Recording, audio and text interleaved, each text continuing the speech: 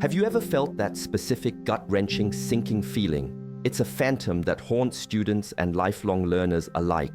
The one where you spend an entire night, fueled by caffeine and sheer willpower, buried in a mountain of textbooks. You've highlighted paragraphs until the pages glow with an almost radioactive yellow. You've reread chapters until the words blur into an indecipherable soup, and you've sacrificed precious hours of sleep at the altar of diligence.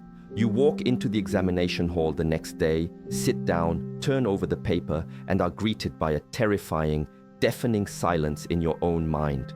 It's a void where yesterday's hard-won knowledge was supposed to be. A mind as blank as that fresh, intimidating sheet of paper in front of you. You poured in the hours, you made the sacrifice, but the information, the crucial formulas, the critical dates, the nuanced concepts, they simply vanished like mist in the morning sun. It's a profoundly frustrating and demoralizing experience, one that can make you question your own intelligence, your capacity for learning, your very academic worth. You might conclude, I'm just not smart enough, or I just have a bad memory. But what if I told you that conclusion is fundamentally wrong? What if this frustrating cycle of intense effort followed by catastrophic forgetting has absolutely nothing to do with how smart you are, your IQ, or some innate, unchangeable memory capacity? The real culprit, the true villain in this academic tragedy, is the outdated, inefficient, and frankly, counterintuitive system of learning you were likely taught. A system your brain is, by its very evolutionary design, built to defeat. Imagine, for a moment, a different world, a different approach. In Japan, students are routinely tasked with what seems to an outsider to be an impossible feat of memorization, learning and retaining over 2,000 intricate kanji characters. Each of these characters is a complex ideogram with multiple meanings, multiple readings, the onyomi derived from Chinese and the kunyomi of native Japanese origin, and subtle nuances that change with context. Yet, millions of Japanese students don't just manage to pass the test. They successfully integrate this vast and complex library of knowledge into their long-term memory, using it effortlessly for the rest of their lives. How is this possible? They are not born with genetically superior, superpowered memories. Their brains are not fundamentally different from yours. They simply hold a secret, a collection of principles that your well-intentioned teachers likely never shared. They have internalized a profound truth. Learning isn't about force-feeding your brain information as if it were a passive storage device. It's about working with your brain's natural wiring, understanding its rules, and leveraging its powerful innate systems for your own benefit. While you have been unknowingly battling the relentless forgetting curve, a neurological principle first discovered by psychologist Hermann Ebbinghaus in the 19th century, they have been using a combination of ancient principles and modern cognitive science to master it. Ebbinghaus demonstrated that the human brain is a master of efficiency. It discards information it deems non-essential at an astonishing rate. His research showed that we forget nearly 70% of new passively learned information within the first 24 hours. You have been fighting a losing war against this fundamental law of neurology. The Japanese students, conversely, have been using techniques that act as strategic interventions, signaling to the brain which pieces of information are vital and must be preserved. They have learned to turn the forgetting curve from an enemy into an ally. You are now standing on the precipice of discovering these very techniques, the methods that separate fleeting, fragile familiarity from deep, lifelong mastery. The choice to continue the painful, frustrating cycle of cramming and forgetting, or to unlock a smarter, more elegant, and ultimately more effortless way of learning begins right now. The samurai approach to memory, forging knowledge through retrieval. Most of us approach the act of studying like we're trying to fill a bucket with a hole in it. We pour in information through the passive acts of reading, rereading, listening to lectures, and watching educational videos. We hope, through sheer volume and repetition, that some of that information will stick.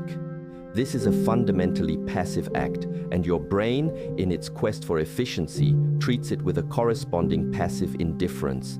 This method creates what psychologists call a fluency illusion. Because the material looks familiar on the page, you mistake that recognition for genuine knowledge. It's precisely like admiring a beautifully crafted samurai sword, a katana, hanging on a wall. You can recognize its features, the curve of the blade, the intricate wrapping on the hilt, the polished guard. You are familiar with it, but you have absolutely no idea how to wield it in combat. You cannot perform a single kata, a practice form. You cannot execute a clean strike. True, durable memory, the kind of knowledge you can actually use, is forged not through passive input, but through active output. It is built by forcing your brain to retrieve the information without any aids, to draw that metaphorical sword from its sheath and practice wielding it. This foundational principle of cognitive science is called active recall or retrieval practice, and it is the absolute cornerstone of all effective learning. Every single time you struggle to remember a formula, a historical date, a line of code, or a complex definition, you might feel a pang of frustration or failure. You think, I should know this. But in that moment of struggle, you are actually performing the most important, most constructive work of learning. That mental strain is the cognitive equivalent of a weightlifter straining on their final, muscle-quivering repetition. It is the very act that tears down the old, weak, and inefficient neural connections to signal to your brain that they must be rebuilt stronger, faster, and more robust than before.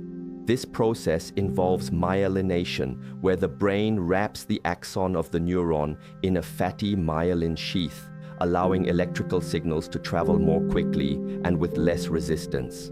The struggle of retrieval is the catalyst for this physical change in your brain's structure. To put this powerful principle into practice, you must consciously abandon the warm, deceptive comfort of your notes and textbooks. After you've studied a topic for the first time, close the book, put away your laptop, turn your notes face down, take out a completely blank sheet of paper. Now attempt to write down, draw, diagram, or explain everything you can possibly remember about the topic.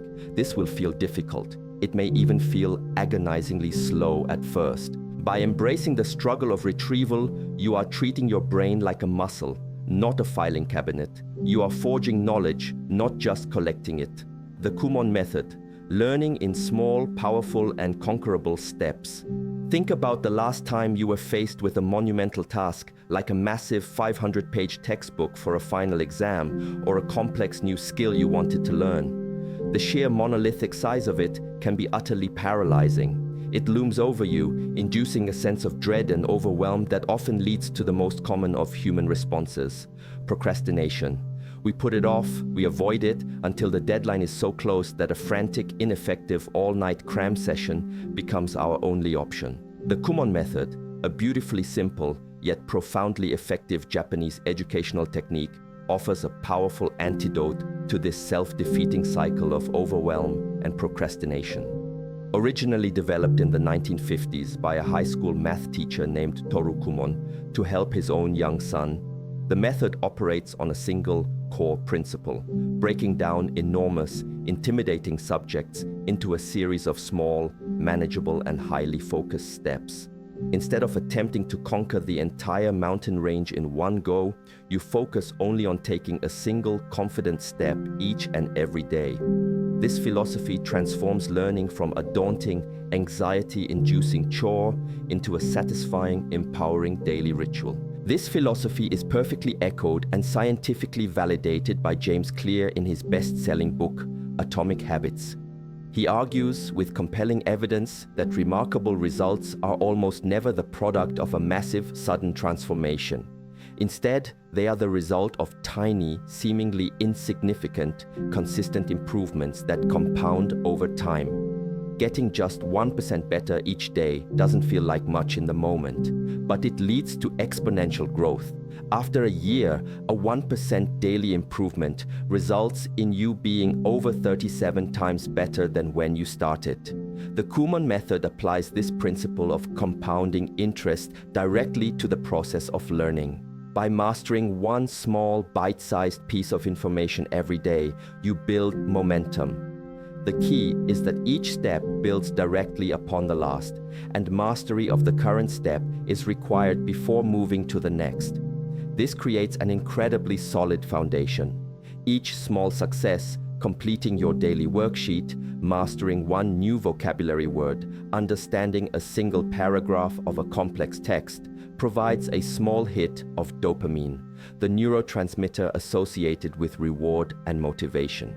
This chemical reward reinforces the habit, making you psychologically more likely to show up and do the work the next day. Spaced repetition is the art and science of expert gardening for your mind.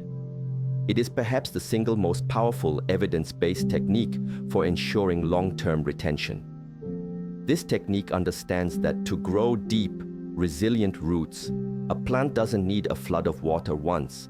It needs to be watered at precisely the right intervals, just before it begins to wilt.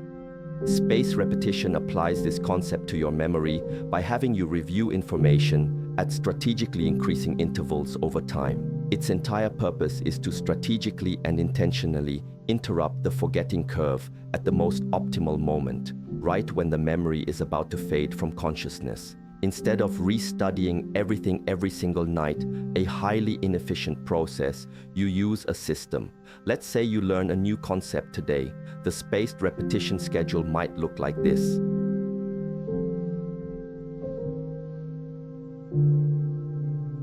Second review after 3 days. A third review after 1 week. Fourth review after 2-3 weeks.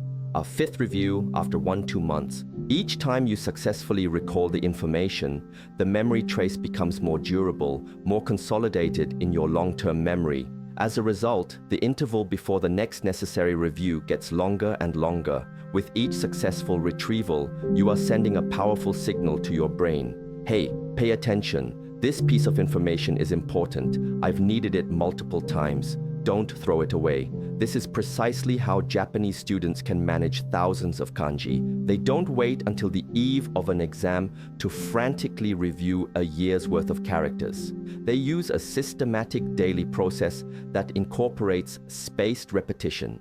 This might be through digital flashcard apps like Anki or Quizlet, which use algorithms to automatically schedule reviews for you, or through a manual system like the Leitner box system. The tool doesn't matter as much as the principle. The beauty of this system is its remarkable efficiency. Over time, you spend very little time reviewing old, well-known material and concentrate your efforts only on the information that is at the critical point of being forgotten.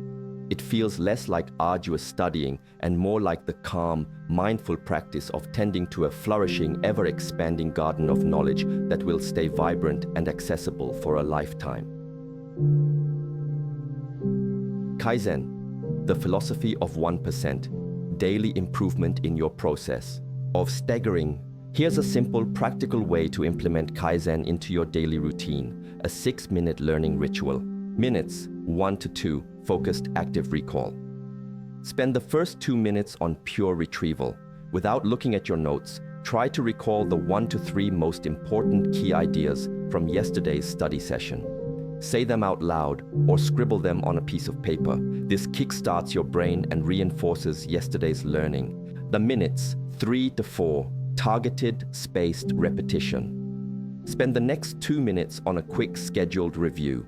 This could be looking at a few digital flashcards that your SRS app has marked as due, or glancing at a concept map you created last week. You are strategically watering one of the plants in your garden that needs it most. Minutes 5-6, priming with new information. Finally, spend the last 2 minutes on introducing one tiny piece of new information. This isn't about deep learning, it's about priming your brain. Read the introductory paragraph of the next chapter. Look up the definition of a single new term. Watch the first 2 minutes of an explanatory video. This lowers the activation energy for your next full study session, making it easier to get started. You can and must create this sacred space for yourself. The enemy here is the myth of multitasking. Your brain cannot truly focus on 2 cognitively demanding tasks at once. What it actually does is switch rapidly between them, a process called context switching. Each switch incurs a cognitive cost, a mental residue that slows down your thinking and introduces errors.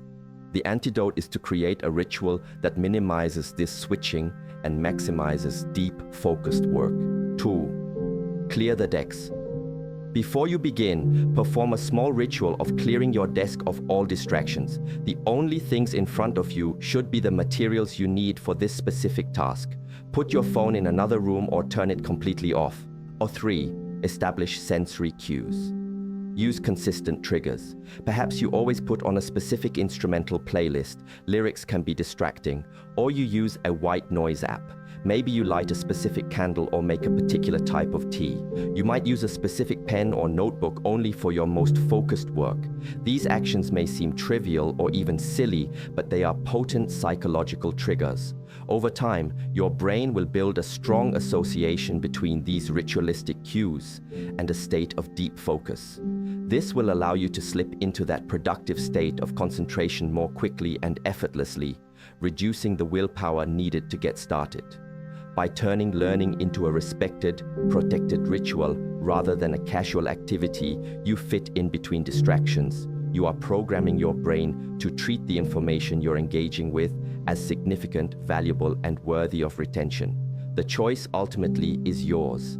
Think about the last time you truly mastered something, whether it was a complex piece of music, a new level in a video game, a challenging yoga pose, or a new programming language.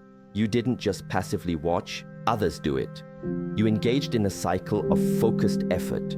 You practiced, you failed, you retrieved the correct method, you adjusted your approach, and you improved incrementally.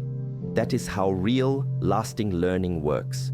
You can go back to the old, painful, and inefficient way of trying to flood your brain with a fire hose of information, only to watch it all evaporate. Or you can start today to work with your brain, not against it. You can adopt the samurai's focus on retrieval, the Kumon method's structured steps, the gardener's patient spacing, Kaizen's continuous improvement, and the artist's ritual of deep focus. The most successful learners won't just see this as interesting information. They will take action. Your journey to becoming a more effective learner doesn't start someday or next semester. It starts with the very next thing you choose to learn. Close this article. Pick one of these techniques, just one. Try it for 10 minutes. That is the first step. The path to lifelong mastery is not built on grand intentions, but on a single deliberate action, repeated with consistency. Begin.